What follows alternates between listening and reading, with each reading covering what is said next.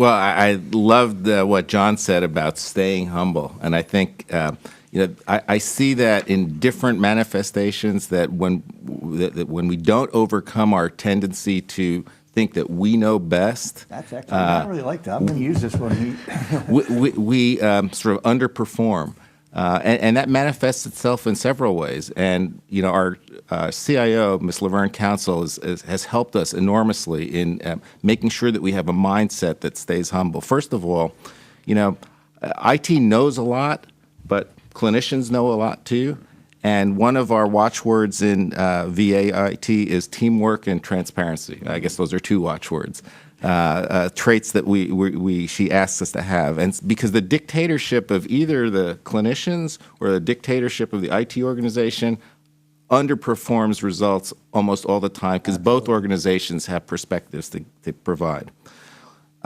Not being humble also manifests itself sometimes in wanting to control the development process and building your own customized solutions, which are typically very expensive to build one and then to maintain because you're the only one who's maintaining that one-off system. Right. So our strategic sourcing initiative that we've launched under Ms. Council combats against that tendency too.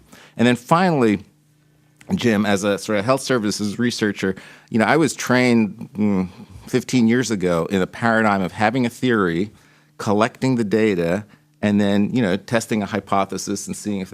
But in this environment of big data, you almost have to start from the data and let the data suggest the interrelationships and leverage those to get to the outcomes that you want. Yeah. And that's, I think, one of the exciting things in the future that we can use this big data and machine learning to our effect. But all three of those, the dictatorship of one organization over another, the tendency to wanting to build customized products, and to wanting the human being to be in the center of deciding what the important information is. All three of those are the same tendency of a little bit of hubris and thinking that we know best. Yeah, and we don't always know best.